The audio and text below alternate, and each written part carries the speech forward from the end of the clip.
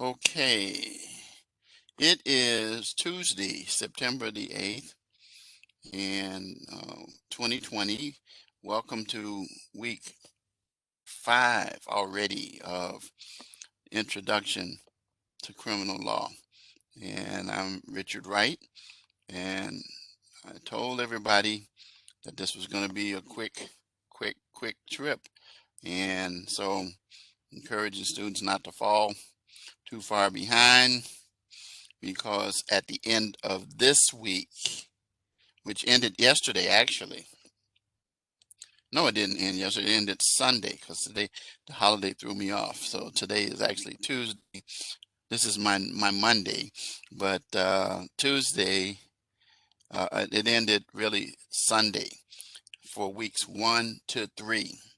If assignments have not been turned in, unless prior to that I made arrangements and we talked about some situations that were involving you, and students know who I'm talking about because I had the conversations or emails or texts, TEXTS, with them. And so now we're well into the second half because 4, 5, and 6. Um, I am working on grading your papers for week 3. I should have those done by tomorrow. Uh, and and then I'll start to work on week 4. But just keep being vigilant and doing what you need to do. The good part about it is that each of the assignments are independent of the other, so you don't really, as a student asked me once, do I need feedback to do the next assignment? I says, no, they're independent assignments. It's not like a continuation. So anyway, my point is that I've been dealing with some issues. I'm still kind of dealing with them a little bit health wise, but I'm okay. I'm gonna be okay. Might have slowed. You can't keep a old man down. You might slow me down, but you can't keep me down. Yeah, that's the way that I look at it. So as long as I have um, God on my side, I can be okay. Yeah. Thank you. Thank you. Thank you so much, Amanda. Okay, so let's share the screen here. And you can see stuff that you're familiar with. I'm going to just scroll all the way down to the bottom. As you can see, our lecture today is lecture number 5, and that we have one more lecture that takes place next Tuesday. Next Tuesday. And then that is it. We'll come back to the announcement in a minute, but let's again, as I always do, put the calendar up so that you can see the course calendar. So you see how imminent we are here. This is where we are, the 8th. Initial post due tonight. Reply post due Saturday. And then your written assignment is due on Sunday. And we'll go over that in just a few minutes. Has a hate crime been committed? All right. Be aware that the course ends Friday the 18th. So a week from this Friday, the course is over, and that during week 5 we'll talk about what you have to do for that particular week in terms of assignments on Monday. I'm sorry, on Tuesday. Excuse me, of next week. All right. I will give you a sneak peek though. Give you a sneak peek there.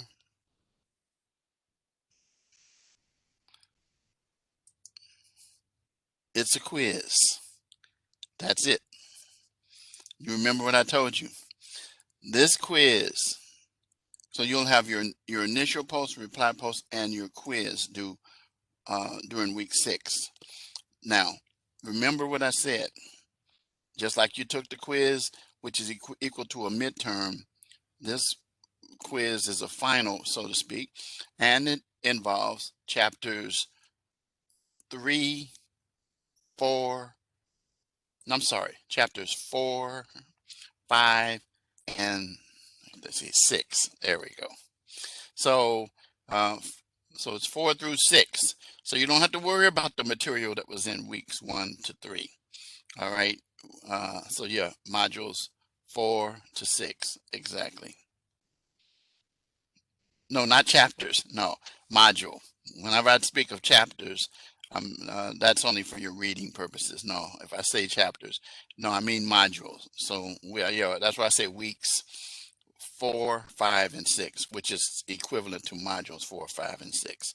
So you have these practice exams, that help you out, and I've been encouraging you what to do with that, and to rely heavily on your PowerPoints so that you'll do well. All right, so now let's go into the announcement for the week. Let's go back to the course homepage. Here it is. And we're going to talk about crimes against moral values. And chapter 7 of the book is what you're reading. And then I sent you the corresponding PowerPoints to help you. Let's see. Let's see, I thought I had put the chat up. You're having trouble opening the practice quizzes, you should contact, oh, okay. Why don't you have Adobe? Adobe is free.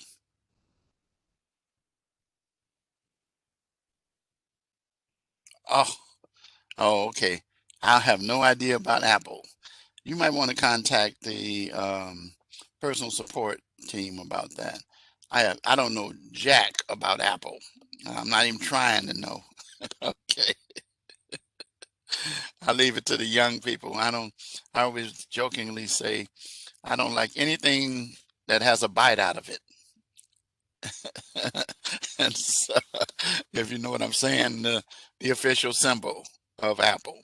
So anyway, so I encourage you um, to go ahead and do that, because those are very, very, very important in terms of helping you, because some of the questions, as I've already said before, are included in those practice quizzes, and you'll see variations of them in your exam. So you want to do that. So anyway, the drug laws, I'm going to talk about that: drunken drug driving, distracted driving, hate crimes, and then we'll deal with the key terms for practice, force and forced blood draws, and then we're going to deal with this: identify the drug schedule and quiz. And then finally, the discussion, which is due tonight initially: drunk driving, reply post due Saturday. I've looked at a few people's responses already, and I posted one response to one student. Finally, on Sunday, has a hate crime been committed? We'll go over that, and then you know about my motto: adversity is the springboard to success. All right, so let's close that down. And let's go into the module itself. Here we go.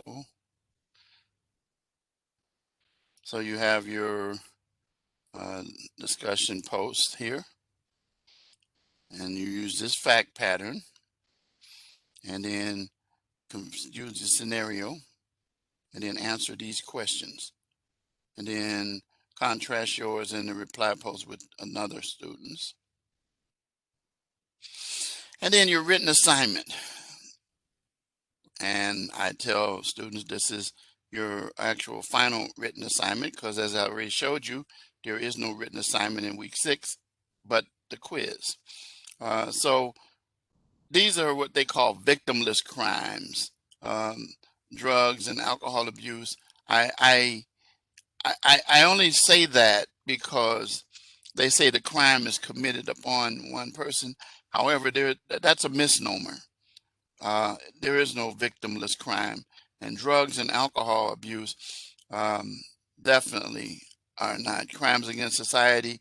And actually, um, it reaches a point that affects families and everything. Are you in my drugs and crime class? Okay, yeah. In the drugs and crime class, um, we cover that issue extensively, and I just touch on it a little bit in here. So you want to take that class when it comes up. I think it comes up term 2 in the fall. So I usually teach that class. I enjoy teaching that class. It's a very interesting course as to what law enforcement is doing with drugs and crime. So anyway, so this assignment, this final written assignment is you're going to go from three perspectives.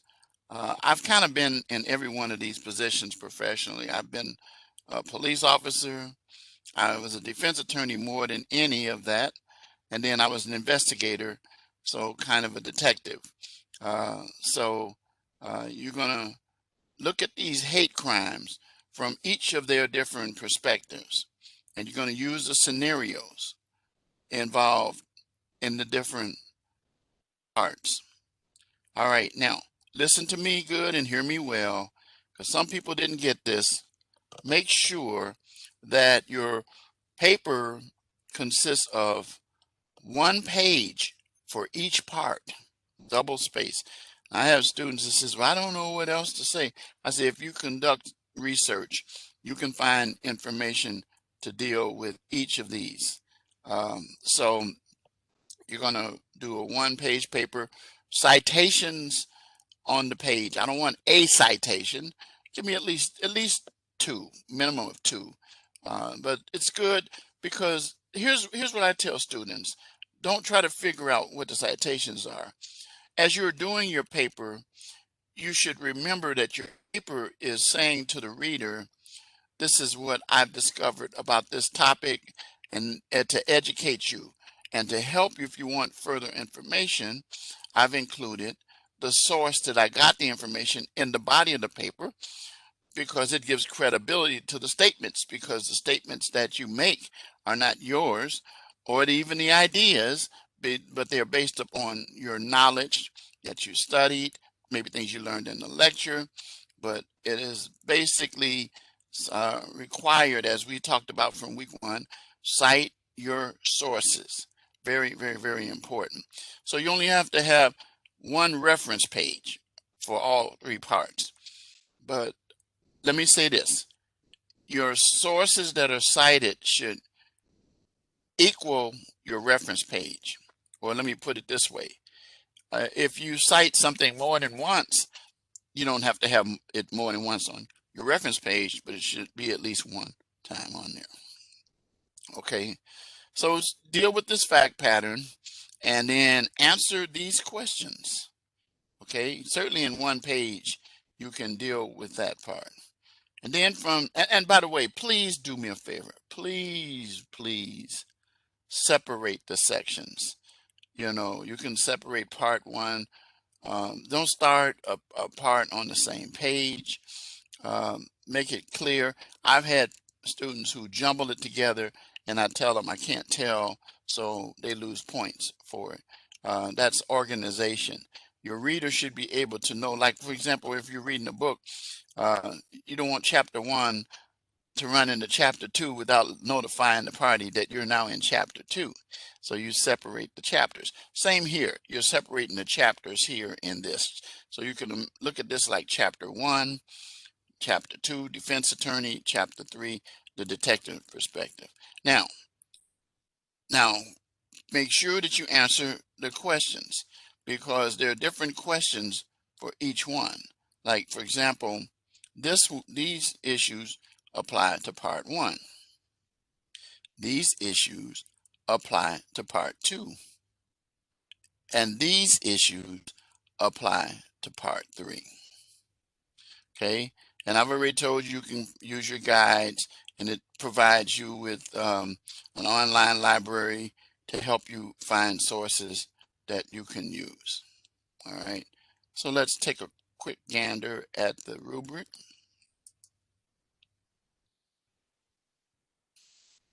Here we go.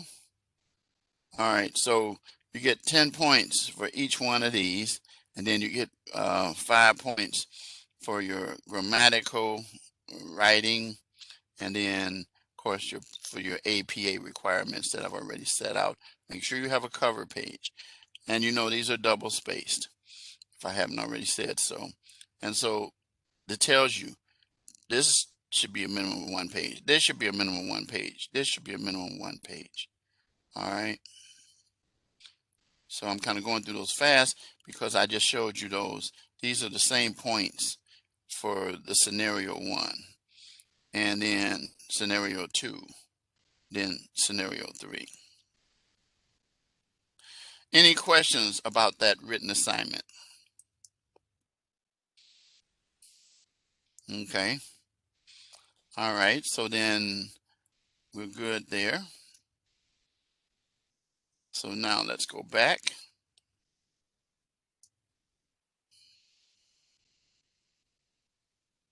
And the live classroom key phrase that I will give you at the end. So that's it. So you have your discussion posts, your written assignment, your final written assignment, and then your live classroom lecture. And again, you might see written assignment for week 6, but next to it you'll see the words quiz because that's the actual assignment for that week. So let's talk about this week's topic.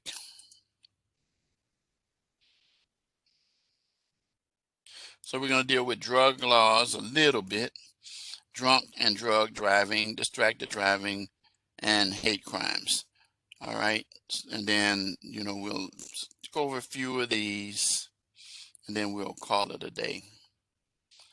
So as I shared with you earlier, I teach J250 or drugs and crime.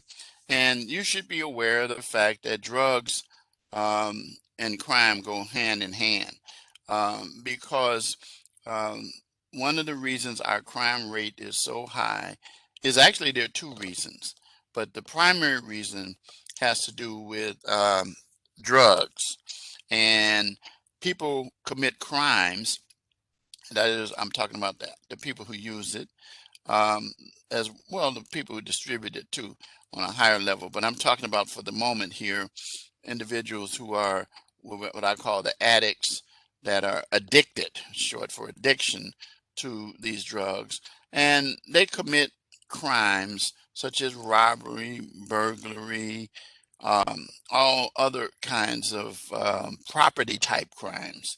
Their idea is not primarily to commit crimes against persons, but crimes against property and things of that nature. But the common ones are theft, burglary, robbery, those kind of things. And there are some other things that they may do, but these are the primary things.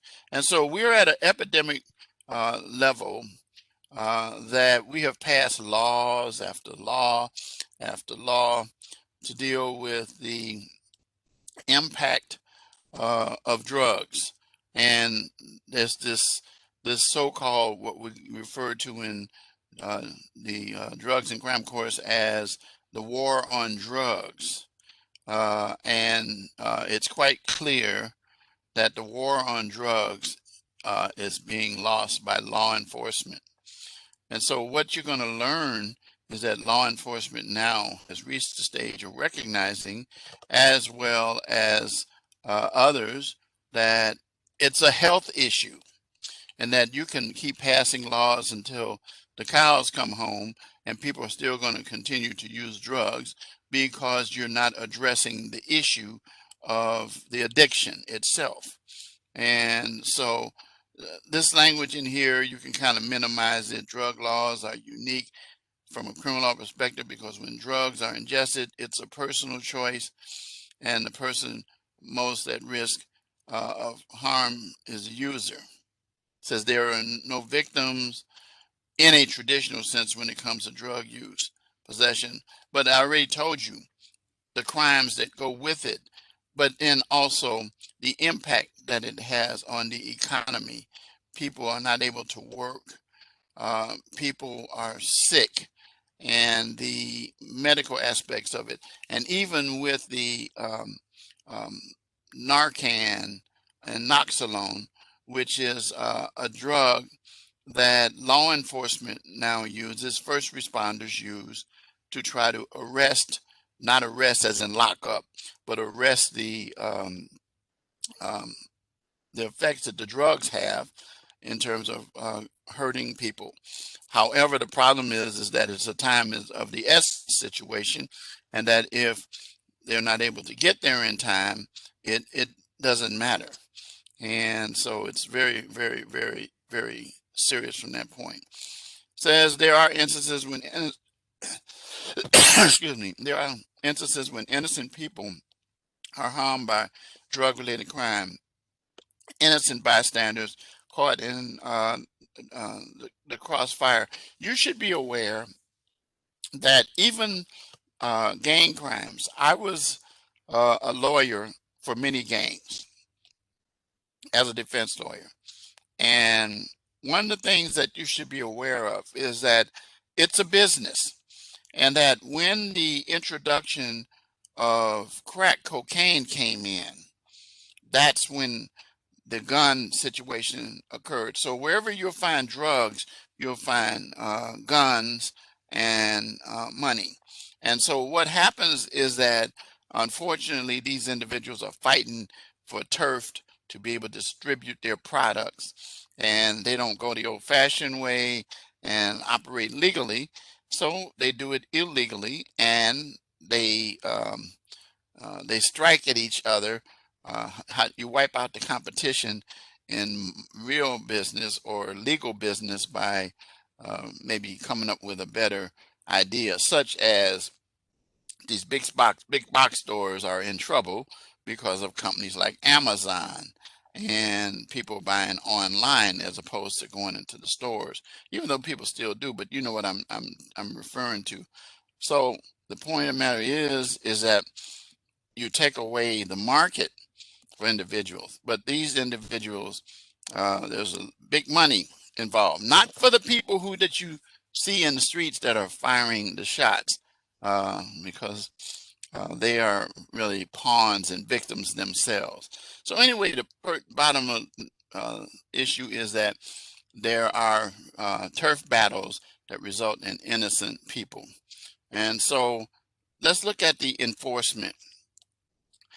Drugs have been placed on what we call the Uniform Controlled Substance Act schedule. And many of these drugs give let's say the lower the schedule, the more serious the drug. So schedule ones are more serious than five, as you can look and see what types they are. When you look at the example, when you get down to five, we're talking about cough syrup and things that nature. At the top, we're talking about heroin, LSD, ecstasy, and marijuana. And so schedule ones and schedule twos, some additions, biggest problem.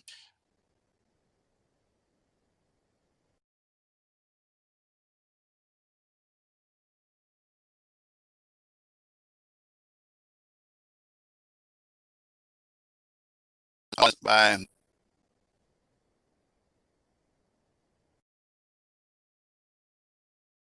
situations where they understand the aspects of what these drugs do. I lost a sister um, in '94. My baby sister, to be, you've heard my story. Um, yeah, yeah, it's well, here's the deal. Um, thank you. Here's the deal with marijuana. Um, the schedules are in the process of being changed. However, you got to remember one thing about these schedules. the schedules are federal laws, and the legalization of marijuana, for example, is based on state activities. However, did you not know that technically, while you can get marijuana in like Colorado, Massachusetts, California. I don't know about down there where you are. Is it legalized down there in Texas? I didn't think so. Now they're usually pretty tough on laws down there, but they got their own battles with the um,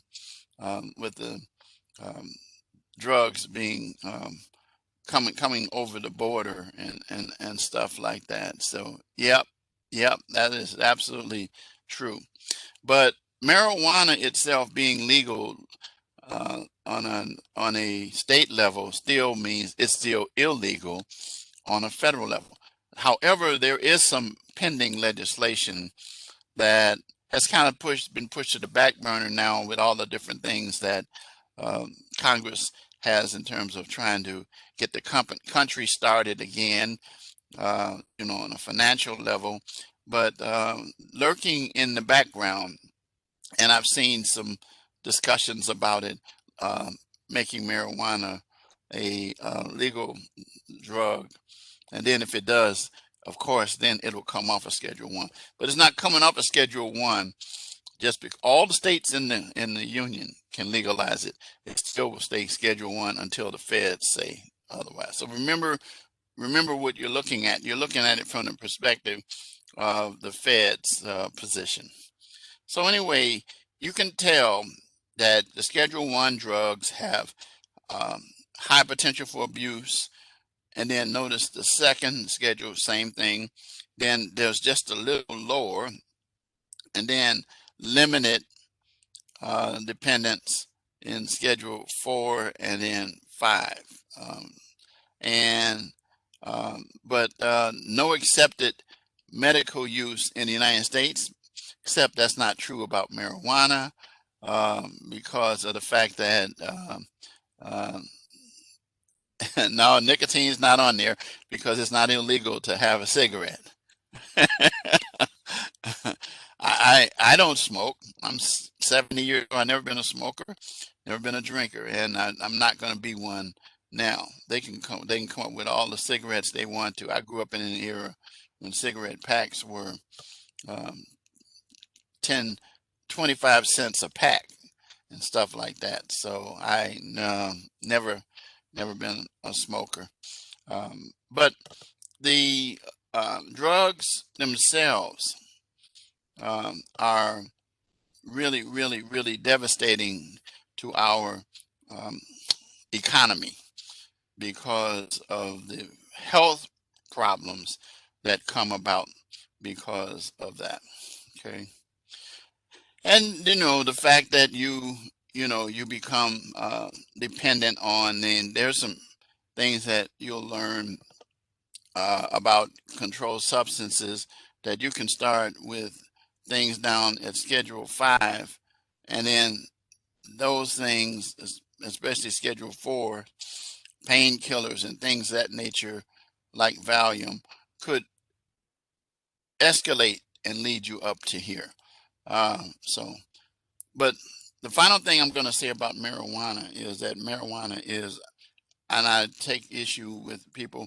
Yeah, it's used for medical purposes for people who have glaucoma and some other issues, but primarily glaucoma.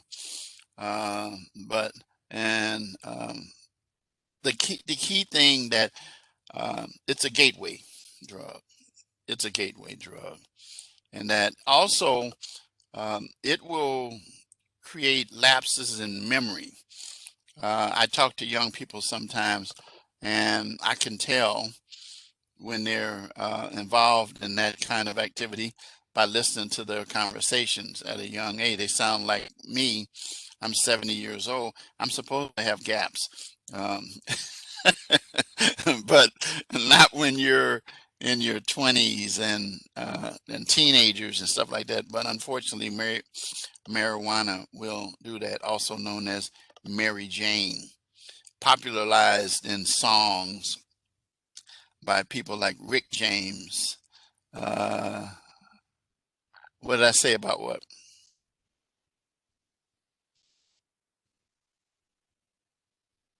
Oh, oh, I see what you're doing. But yeah, marijuana also was called Mary Jane. Rick James made a song called Mary Jane, and it was in the 80s. And that was, um, I went to a Rick James concert and got to meet him as a lawyer. And he is quite a character. Quite a character. I couldn't hang out with them, no. They had the after party and they were going to. No, I didn't represent him. I represented the guy who had the disco that after he did his concert that he did appearance in. And so I was the lawyer for the guy that owned the disco. And so I was invited to private sessions with he and his sidekick at that time, girlfriend Tina Marie. Uh, so yeah, yeah. So Rick and those guys were getting ready to go party after they left there. I said, "Here, Rick, take my card. You might need it because I was a criminal defense lawyer." I said, "Because you probably gonna need this." And so I never did hear anymore after that. And then I never saw Rick after that. So of course, you know, he's passed. So anyway, the bottom line is that um, it's it's a it's an item that scares me when it comes to our society.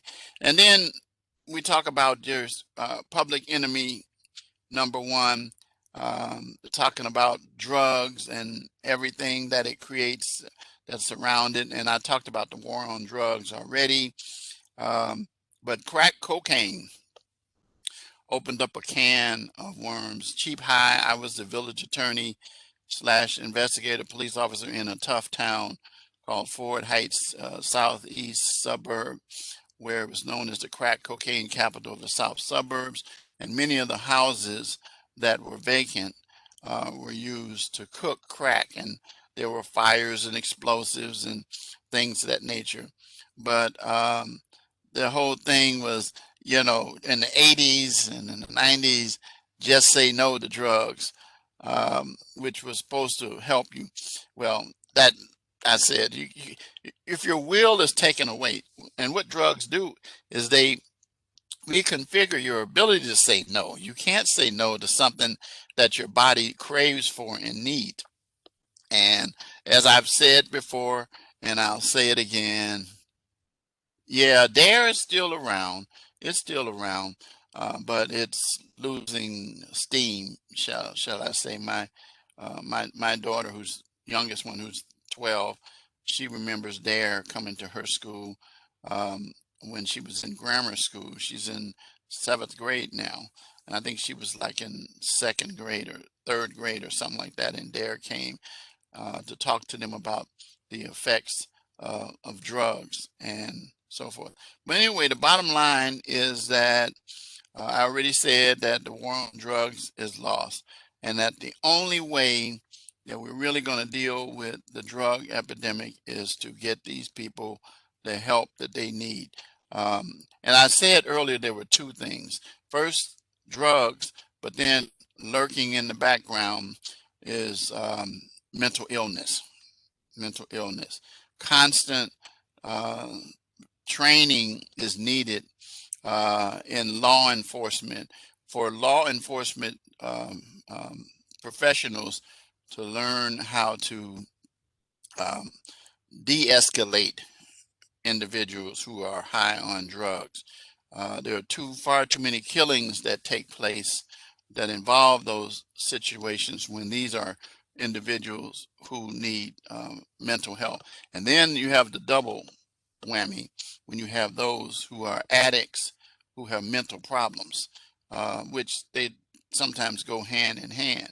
But the point of the matter is that uh, um, law enforcement has to be taught how to deal with these individuals. And you know, when people talk about, oh, they tase them. When you're high on, let me tell you something. We didn't even have tasers then.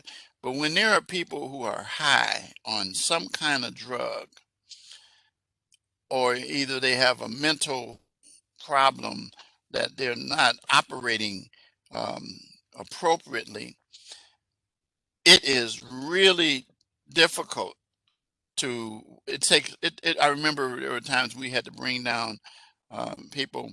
It would take 4 or 5 of us to bring down a guy that wasn't even he didn't even look like he had muscles, but those drugs and that status makes that person stronger, because they don't have any levels of strength. They're like the Hulk. They don't look like it, but you know what I'm saying. So then finally here, they talk about the fact that some states such as Colorado and Oregon have legalized the recreational use of marijuana. And then there's a issue between the state and the federal laws, which we've already talked about. So you can learn more about the uniform control laws by clicking on this link. Now, possession of a controlled substance is something that is kind of a misnomer. And the reason why I say that is because the fact that there are two forms of construction of possession: actual, when it's actually on the person, or in their pocket or something.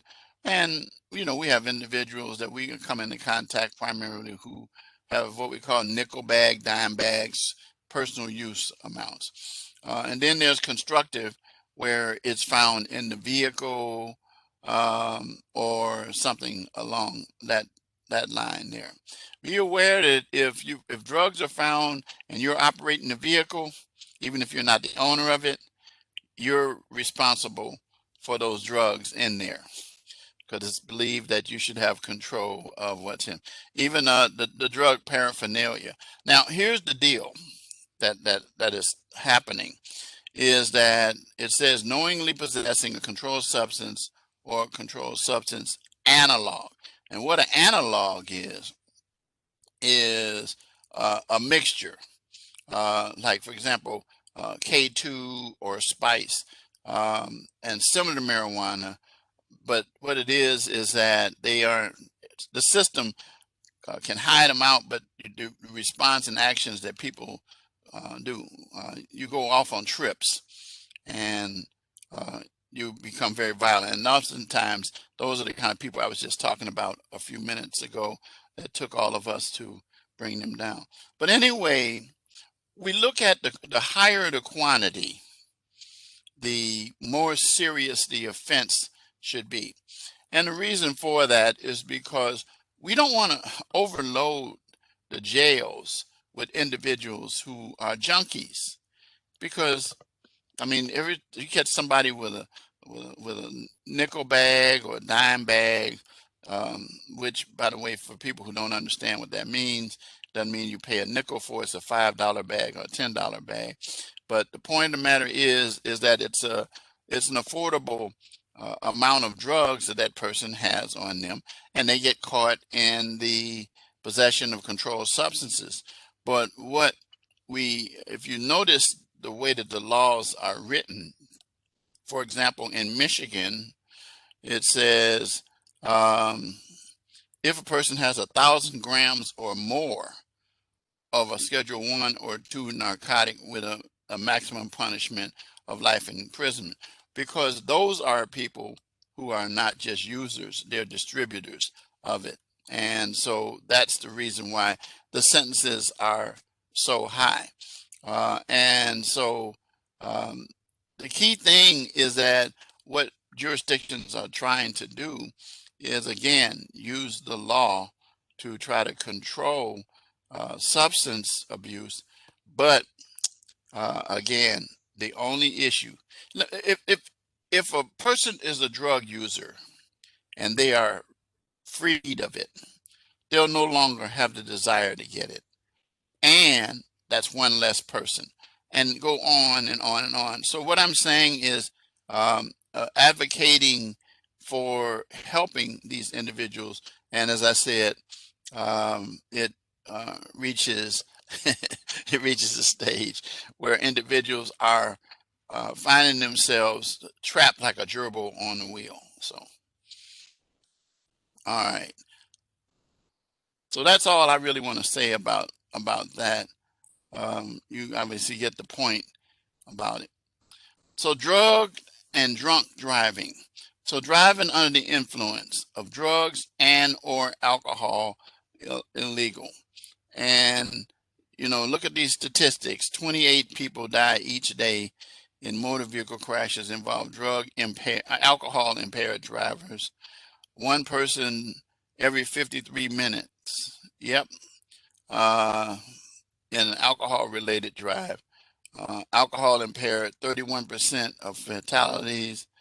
9,967 died in 2014. That number is up. The annual financial impact is devastating. And so what has happened is that um, individuals, when they are um, stopped for driving, you have a field sobriety test that you have to take, and your blood alcohol content, if it is 0.80 or above, then in that case, no matter how good you might think you can control a vehicle, then, and see, what a lot of people don't realize is that you might be able to drive straight, but you react slowly. And as you know, it takes just one split second of reaction between somebody being killed or seriously injured and not. And so 0.08, which is actually down from what it used to be. When I first started practicing law in 78, as it says prior to 1998, the blood alcohol content was 0.10. Which meant that you could drink more alcohol and not be considered as drunk driving. But because of the numbers of fatalities and serious injuries that took place, um, they lobbied to get it 0.08, and now it's like that in every state of the union. I think it's like that in Louisiana. I say Louisiana because they always have their own thing going.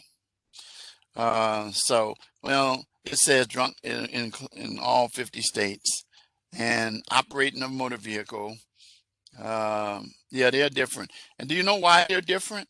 Do you know why they're different in Louisiana? Yep, that's exactly it. You got it down. I remember when I was in law school at Northwestern University in Illinois, um, my you have people that are neighbors there. So here's what I learned is that we had a lecture on the Napoleonic Code because it's French based, that all other jurisdictions are civil or based on the British or England. The professor said um, we're not going to deal with that issue. You're gonna deal with, if you want to know about the Napoleonic Code, he said, go practice in Louisiana, and it's totally different. I got friends who are lawyers down there, and I was actually um, in a situation where I was requested to defend someone who was charged with a crime in Louisiana years and years and years back, and it was a murder case, but I didn't take it because I didn't, they couldn't pay the amount of money because what I was going to happen, I was going to have a sponsor, and I would be like a paralegal pretty much working with that sponsor. I understood the law, but it's a totally different fashion. I will say this, that sentencing in Louisiana is very, very, very strict and borders on, we say, a violation of the Constitution and cruel and unusual punishment. So anyway, driving under the influence, the whole thing is if you're in physical control of a vehicle. And what's the definition of physical control of a vehicle? Being in the driver's position of the front seat or in the driver's position um, of a streetcar or anything like that. The point of the matter is being in control of that vehicle and having possession of the vehicle's trackless trolley, ignition key, or other ignition device. Now, there are vehicles that are, yeah, the reign of a horse. The other, well, Texas probably, yeah, still has all that going. But what I was going to say is that um, an individual now doesn't have to have a key. They can have a key in their pocket or in their car somewhere, but in their glove compartment.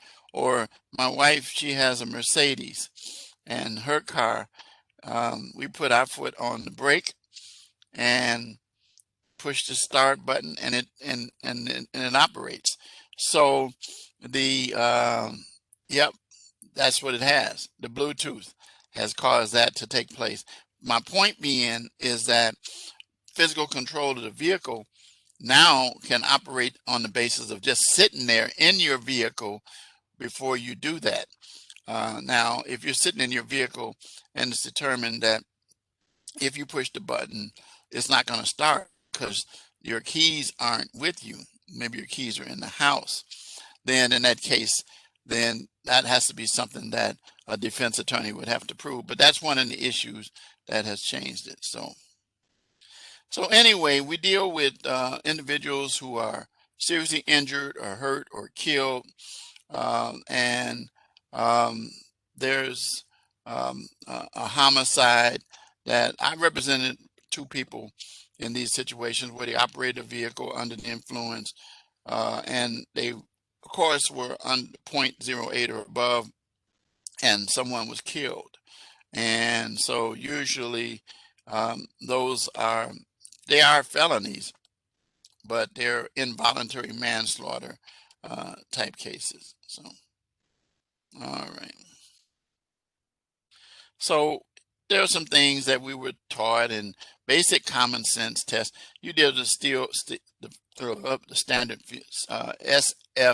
SFSTs, or it has to do with field sobriety tests, where you're standing on one foot, walk the line, that kind of thing.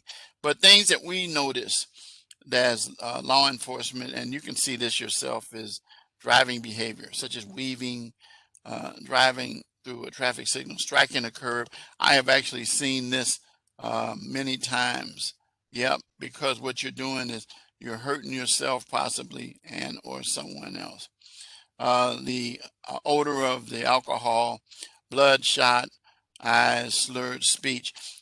Those are just some indicators. Now, I do know of situations of people who were having strokes, and they had an odor that smelled like alcohol, but it really wasn't. And they've had red or bloodshot eyes and slurred speech, but they were actually having a stroke. That's not the majority, but there have been instances, and I represented someone one time, and I proved that that was the case. Yeah, heart attacks, strokes, they go hand in hand with that. Then we talked about the valid tests, the horizontal gauge test, the walk and turn, one leg test, and those kind of things. So there are all kind of things that we try to get people to do, see how aware they are. And there's some very serious issues that you should be aware of. For example, if you don't take the field sobriety test, your license can be suspended. So, but and all states have implied consent laws that say if you agree to be driving, you automatically agree to consent to a chemical test or blow a breathalyzer if you're stopped. If you don't do so, then your licenses are suspended. Now, there are some laws that took place with drawing blood that changed with the Missouri versus McNeely case. You can take a look at that, because before this case came about, you could force a blood draw because it says if scientifically established fact that alcohol dissipates the longer you wait. And so it was considered as exigent. But McNeely said, nope, that's an invasion of that individual. And it is something that you almost have to have a warrant for. So if you get a chance to read that, you'll see that. Drugged driving is well, okay.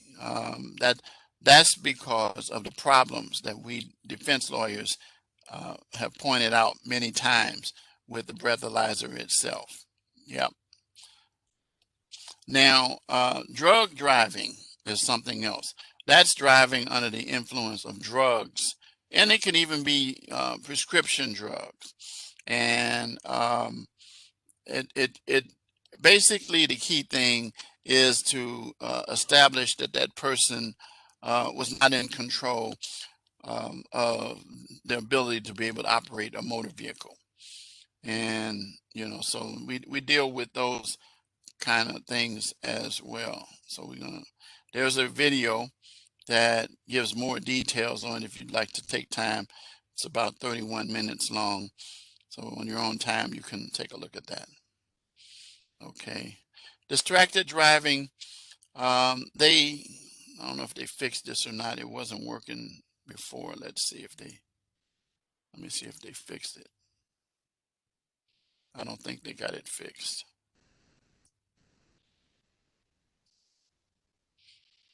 Well, anyway, distracted driving involves eating. A lot of people don't realize that. Eating at the wheel. Did you not know that distracted driving can take place with hands-free, as well as situations where people have their phones, they're talking on the phone. Music can also do it, but one of the most common forms of distracted driving is what? That creates accidents. Yeah, but more specific. What on the phone? Yep, that's it. Texting. And by far, um, and there's now many commercials about that. So that's all I can really say about distracted driving. The final thing I want to talk about is hate crimes. Now, first of all, you should be aware that in essence, this whole paragraph, this whole page that they put out here pretty much says this, that if you commit a crime that is considered a state violation, however, if the essence of that crime is— I didn't understand that. You know what? I'm not talking to you. Sounds like Alexa. That's Bixby. Bixby, be quiet. That's what happens when your cell phone is close by, or if you have Alexa in the room. And I just said Alexa, she must not be hearing me. So I got a daughter, her name is Alexis. And whenever we say her name, Alexa always wants to jump in. So, see, there she goes. But anyway, back to the point here. Hate crimes involve crimes that are based on the person's race, religion, sex, or national origin. And what happens is that that crime is elevated on the state as well as the federal level since 1968, because of the fact that we don't want people to be victims because of their status in life, uh, who they are, their religious belief, their gender identity, or if they have a disability. So if they become victims of crimes, what that do is it elevates the sentence that you can receive. And you'll find that out when you do your research for part 3 of your paper that you are doing. Well, Yeah, kind of, sort of. Anyway, no, no mitigating circumstances for hate, and the types of things that will lead one to believe it is things that they will say. If you paint a swastika or something like that on somebody's body or an area, if you yell out certain terms and commit a crime, then you're dealing with that as well. So, basically, the whole thing in a nutshell is intentionally committing a crime of another, selecting them or their property in whole or in part because the person's belief or perception regarding that person's race, religion, color, disability, sexual orientation, national origin, or ancestry. And so it covers all gamuts. Okay. And there are some states that have laws that deal with that. I'm not going to get into that as well. Mitchell versus Wisconsin versus Mitchell is a very interesting case that sets out the different levels for hate crimes, and so you can take a look at that on your own there. And then there's a nice little article there. And that's all I have to say about any of that. Do you have any questions about any of the topics that I covered tonight? All right, let's take a look at some of these key terms here. And again, if you click on key terms, and you do need Adobe to be able to see it, run Adobe Flash. I thought that even Apple's were set up to be able to do it. Contact PSC. Somebody said, what's PSC? That's Personal Support Center, and they will help you with that issue. Okay, so occurs when a person has physical control over a drug, typically on their person. So we call that actual, as opposed to constructive is when they don't have it. A substance that is substantially similar to the chemical structure of a Schedule 1 or 2 drug, K2 or spice, are substantially similar to marijuana and therefore are controlled substances. What do we call those? We call those controlled substance analogs.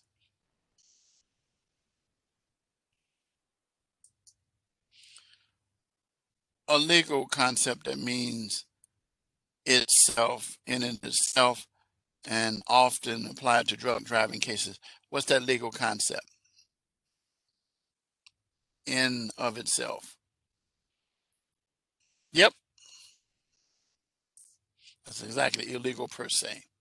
And so you go through those, and those will help you there. Let me close that up. So now let's go to the next section here.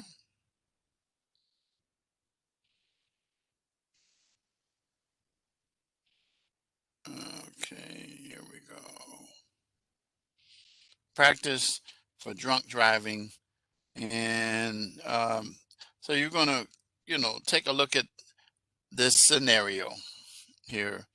And then you're going to go down and download the document below, and it gives you an ideal answer. So I'm not going to go over that, but you'll have a chance to do that yourself, so you can consider.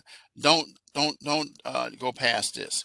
Go over this because, hint, hint, there's at least last time I saw it, question involving this issue. The drug schedule, you go through this, and I'm not going to do it, but I'm going to show you what you do. You're going to actually start the activity, and what you're going to do is you're going to match the drugs, and so you're going to put it under which schedule, and then you're going to hit submit.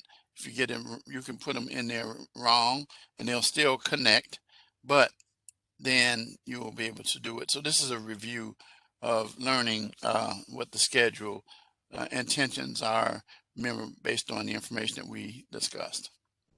So you want to go over that. There's no problem with messing it up while you're practicing. I do encourage them because there definitely are some questions concerning the schedules on the exam.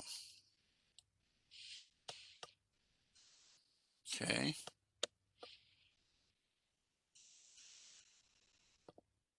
And then the all-important practice quiz. And not to say that the others aren't, but there's actual questions that they changed them a little bit. According to the federal law, marijuana is a Schedule what drug?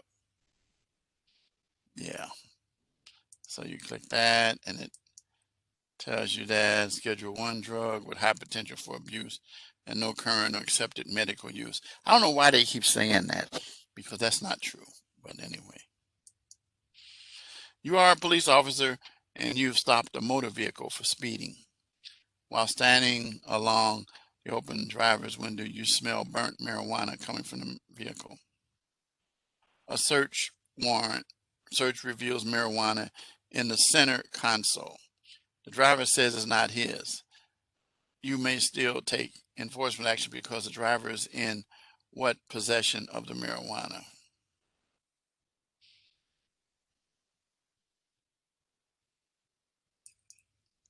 Let's see if you're right. I knew it wasn't right, but I went with it. So which one is it?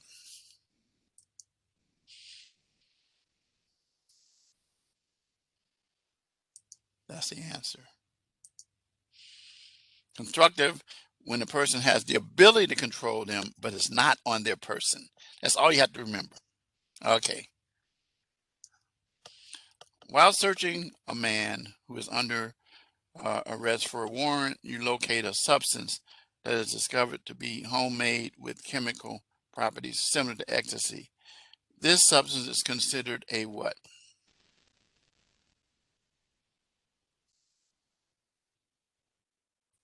Yep.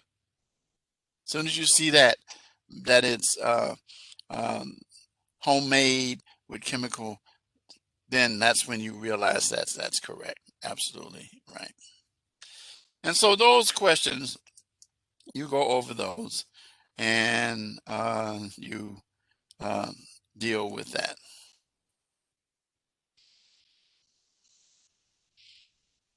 Okay. Any questions?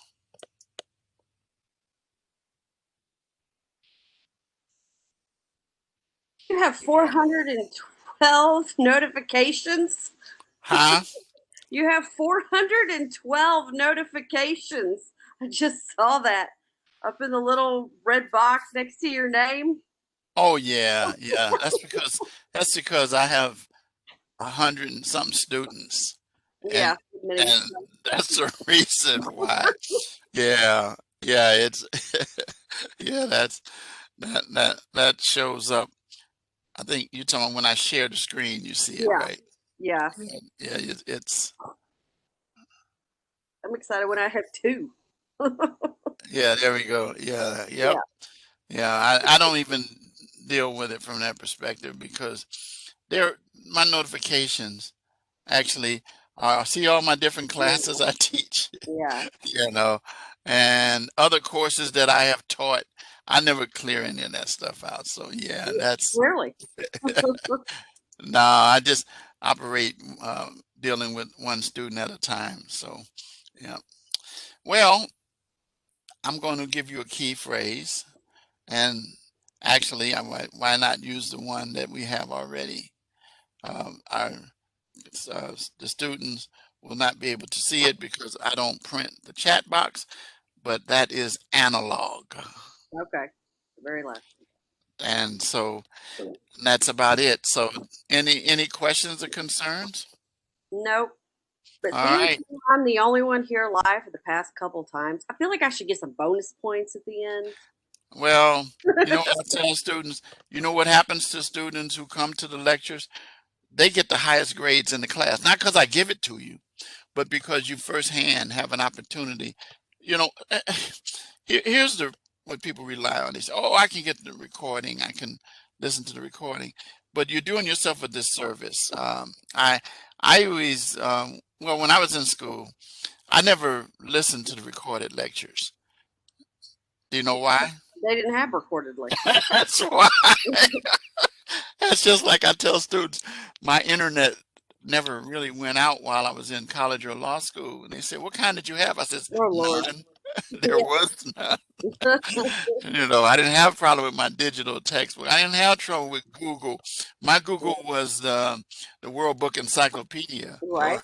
or Britannica, something I like have that. referenced those on a paper before here Yeah. lately in the Yep. last class, actually. But now, you know, I got all kinds of stuff at your fingertips that you can do now with that. So, Oh, so well, much easier. I'm not going to hold you much longer. I wish you the best. Stay safe down there. And then, of course, you know, if you have any concerns, issues, how to reach out to me.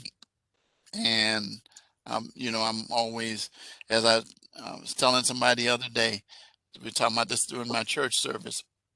I said, you can call me, text me, or email me any hour of the day, except the 25th hour of the day. They said, oh, wow, that's cool. I said, Mhm. my students all know that. Yeah. So now the people at our church know it as well. So, Put it on the back of the pen. yeah.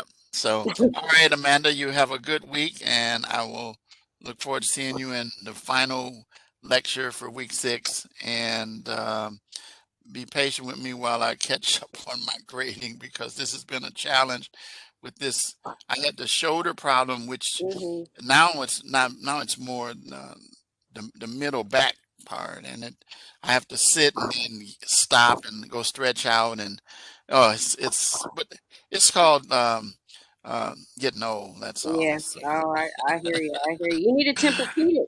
That's what you need. Tempur-Pedic what? bed. Tempur-Pedic mattress. I have one, No, but okay. I'm when I'm on it, it's good. But when I get Oh, off of it, that's see you. I well, got that though. Yeah. So I'll tell you what. I'll help you out. If you just give me hundreds and you don't have to worry about grading any of my stuff, take some of the burden off of you. yeah, I know that would be really really easy. But unfortunately, I won't do that to you because it's a disservice to you in the long run because you need to know what you did wrong. If you did something right, then great. But when you make a mistake, then you want to be able to correct that because one day you want to need to do this professionally. So, all right. So, All good night to you. Have a good week and stay safe. you as well. Get feeling All right better. then. All right. Thanks. All right. Bye bye.